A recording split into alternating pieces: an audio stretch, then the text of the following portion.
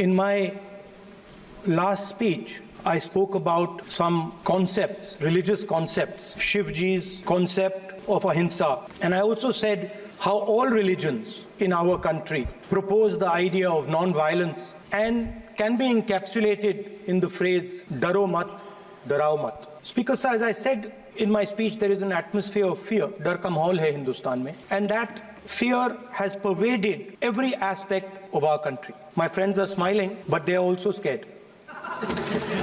Sir, you see, the problem is, sir, in the BJP, only one man is allowed to dream to be Prime Minister.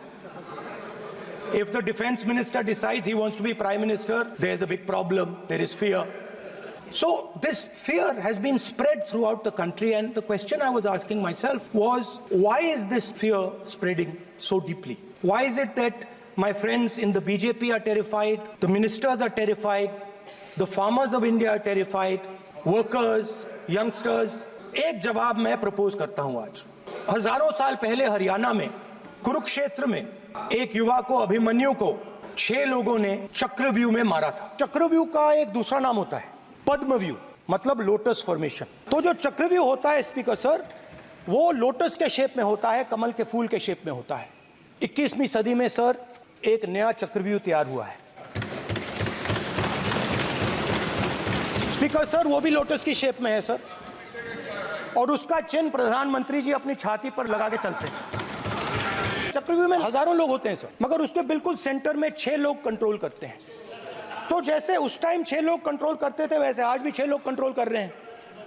चक्रव्यूह को नरेंद्र मोदी जी, अमित शाह जी, मोहन भगवत जी, अजीत दोवल जी, अंबानी और अदानी जी control कर रहे हैं। The Chakravyuh that has captured India has 3 forces behind it. First is the idea of monopoly capital, that 2 people should be allowed to own the entire Indian wealth. So one element of the Chakravyuh is coming from the concentration of financial power. The second element is the institutions, the agencies, CBI, ED, Income Tax Department of this nation. And the third is the political executive. Speaker sir, these 3 together are at the heart of the Chakravyuh. And they have devastated this country. Speaker sir, my expectation was that this budget would weaken the power of this Chakravyuh.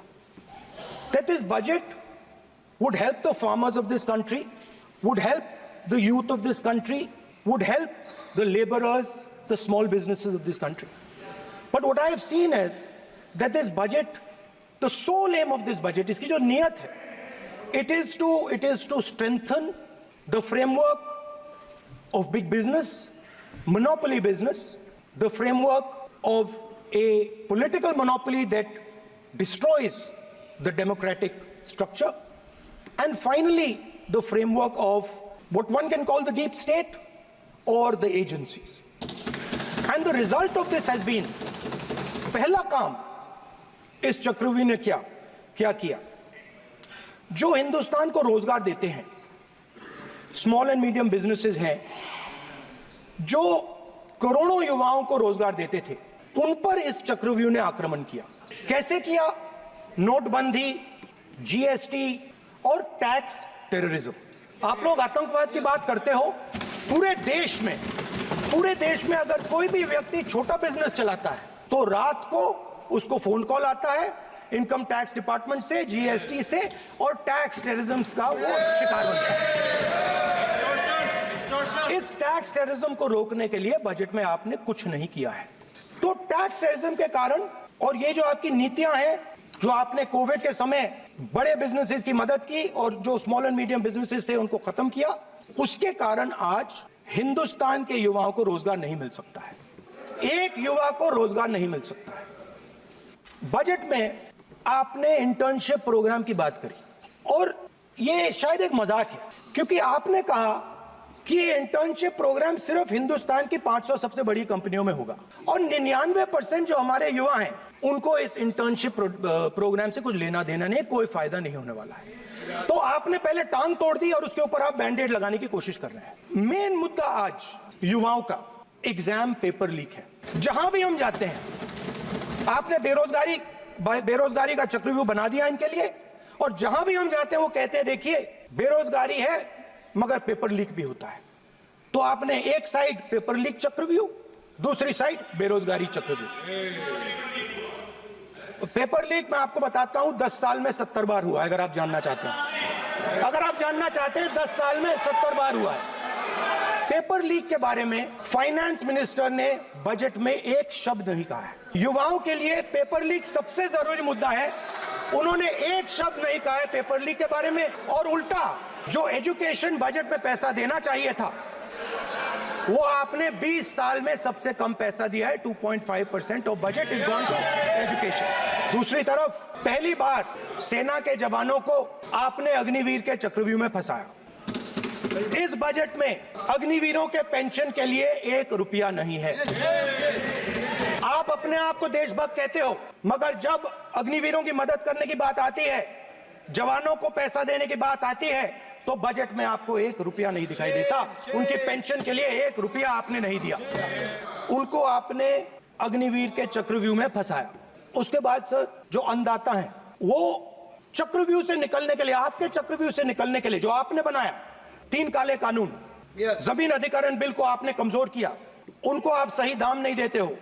इस चक्रव्यूह से निकलने के लिए उन्होंने आपसे सिर्फ एक चीज मांगी है, 2 चीजें नहीं मांगी है, सिर्फ एक चीज मांगी है। उन्होंने कहा है कि हमें लीगल गारंटीड एमएसपी दे दो। आपने उनको बॉर्डर पे बंद कर दिया, रोक दिया, आज तक रोड बंद है।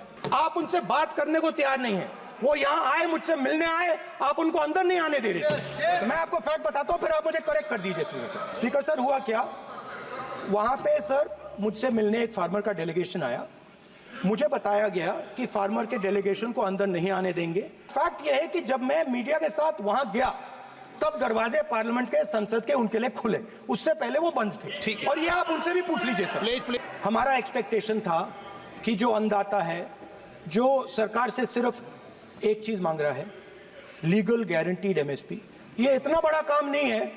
हमें लगता था कि अगर सरकार बजट में इसका प्रोविजन कर देती तो जो हमारे किसान हैं जो चक्रव्यूह में, आपके चक्रव्यूह में फंसे हैं, वो निकल पाते।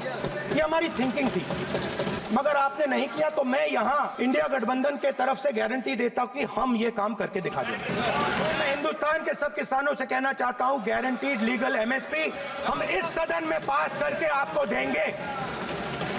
सर मिडिल क्लास जो है वो शायद इस बजट से पहले प्रधानमंत्री को सपोर्ट करता था। जब प्रधानमंत्री ने कोविड के समय उनसे थाली बजवाई थी तो उन्होंने दबाकर थाली बजाई, धड़ धड़ धड़ धड़ धड़ थाली बजा बजाई। हमें अजीब लगा, मगर प्रधानमंत्री ने मिडिल क्लास को ऑर्डर दिया तो मिडिल क्लास ने थाली बजाई। उसके बाद प्रधानमंत्री ने उसी मिडिल क्लास से कहा मोबाइल फोन की लाइट जलाओ, और मोबाइल फोन की लाइट जली। अब इस बजट में आपने उसी मिडिल क्लास के एक छुरा पीठ में मारा, दूसरा छुरा छाती में, एक इधर मारा और एक इधर मारा। इंडेक्सेशन जो आपने कैंसिल की वो पीठ में छुरा था, और जो कैपिटल गेन्स टैक्स आपने बढ़ाया वो छाती में छुरा। आपने long term capital gains tax को 10% से 12.5% किया, यहां छुरी मारी, और शॉर्ट टर्म को 15 से 20% छुरी मारी। दुख की बात है, मगर इसमें एक इंडिया गठबंधन के लिए एक हिडन बेनिफिट है। मिडिल क्लास अब आपको छोड़ने जा रही है और इस साइड आ रही है। तो मेरा कहना है, जहां भी आपको मौका मिलता है आप चक्रव्यूह बना देते हो। एक चांस मिलता है आप चक्रव्यूह बना देते हो। हम चक्रव्यूह तोड़ने का काम करते हैं। हमारे बजट में किसान का कर्जा माफ हुआ, चक्रव्यूह तोड़ा। मनरेगा हुआ, चक्रव्यूह तोड़ा। तो हम चक्रव्यूह तोड़ने का काम करते हैं, आप चक्रव्यूह बनाने का काम करते हो। आप चाहते हो कि हिंदुस्तान छोटे छोटे खांचों में रहे, हिंदुस्तान के गरीब लोग सपना ना देख पाए, सिर्फ अदानी और अंबानी। अरे सर सर कैसे बोलूं सर? सर तो सर मैं फिर मैं सर 3 और 4 कह देता हूं उनको, 3 और 4 ठीक है सर। ये जो 2 लोग हैं सर, ये हिंदुस्तान के इंफ्रास्ट्रक्चर को, बिजनेस को कंट्रोल करते हैं सर। इनके पास एयरपोर्ट है, टेलीकॉम का सिस्टम है, अब पोर्ट्स हैं, अब रेलवेज में जा रहे हैं सर। इनके पास हिंदुस्तान के धन की मोनोपोली है। तो सर मैं समझ नहीं पा रहा हूं इनके बारे में मैं इंडिकेट कैसे करूं। इनके बारे में बोलना तो पड़ेगा सर। अगर आप हमें कहो कि इन दोनों के बारे में आप बोल ही नहीं सकते तो वो तो हमारे लिए एक्सेप्टेबल ही नहीं है सर। हमें तो बोलना है। अब आप चाहते हो कि नाम ना ले तो कोई और सिस्टम दे दीजिए हमें। A1 एंड A2 की रक्षा करनी है, मैं समझता हूँ, नो प्रॉब्लम। वो सर ऊपर से ऑर्डर आया है सर ऊपर से ऑर्डर आया है सर, मैं समझता हूँ, मैं इस पर कोई टिप्पणी नहीं करूंगा। देश में तकरीबन 73% दलित, आदिवासी और पिछड़े वर्ग के लोग हैं और ये हिंदुस्तान की मेन शक्ति है, स्ट्रेंथ है। और सच्चाई है कि इनको कहीं भी जगह नहीं मिलती है। इनको बिजनेस में जगह नहीं मिलती है, इनको कॉर्पोरेट इंडिया में जगह नहीं मिलती है, इनको सरकारों में जगह नहीं मिलती है। ये देखिए सर, प्लीज ये देखिए सर, तो मुझे ये करना है सर, वो देखो आगे।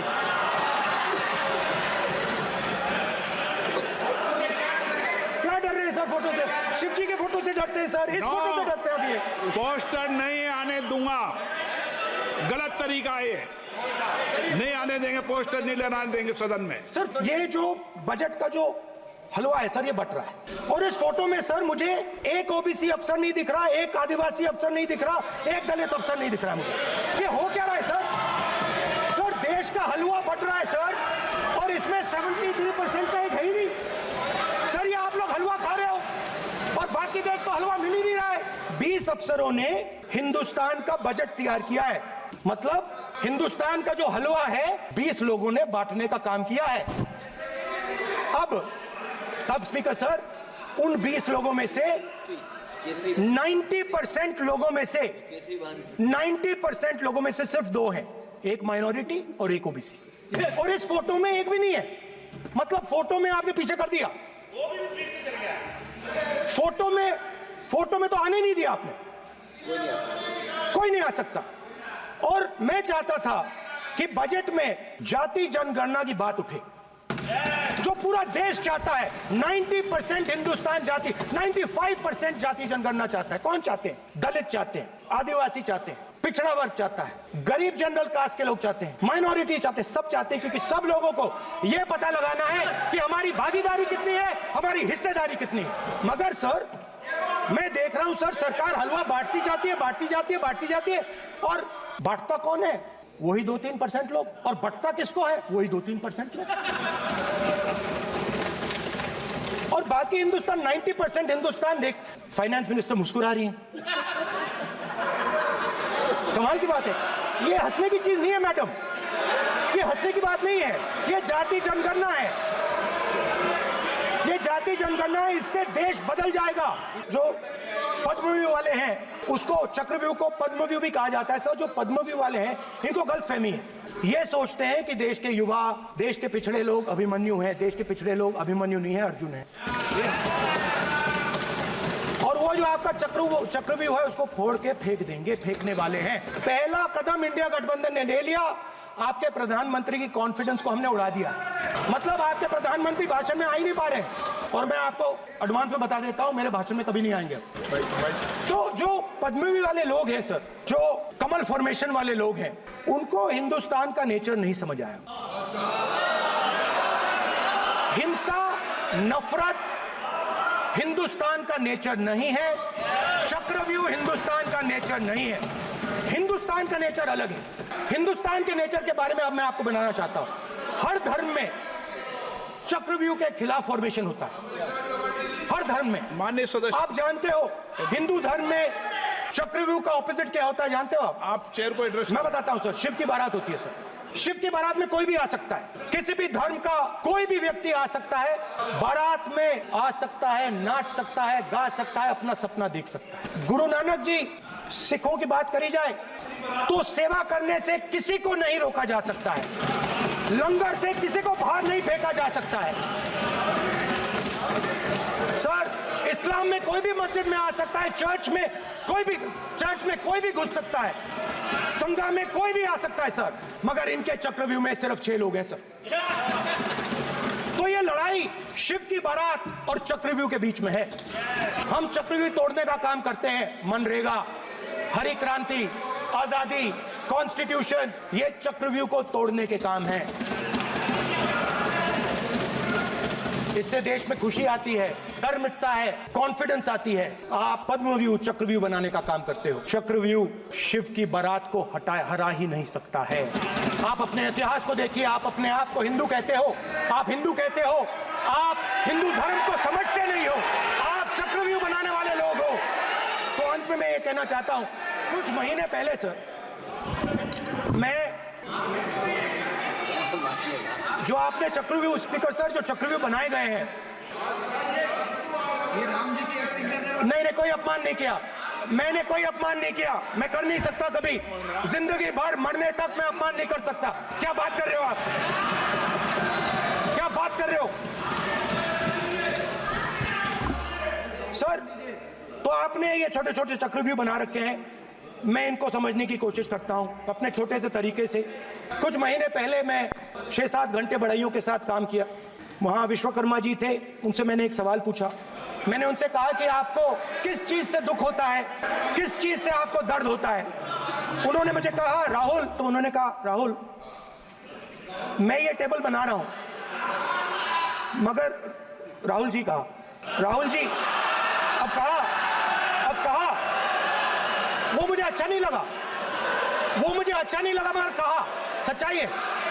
तो उसने कहा राहुल जी, मुझे दुख इस बात का होता है कि मैं ये टेबल बनाता हूं, मगर जिस शोरूम में ये टेबल रखी जाती है उस शोरूम में मैं अंदर जा ही नहीं सकता।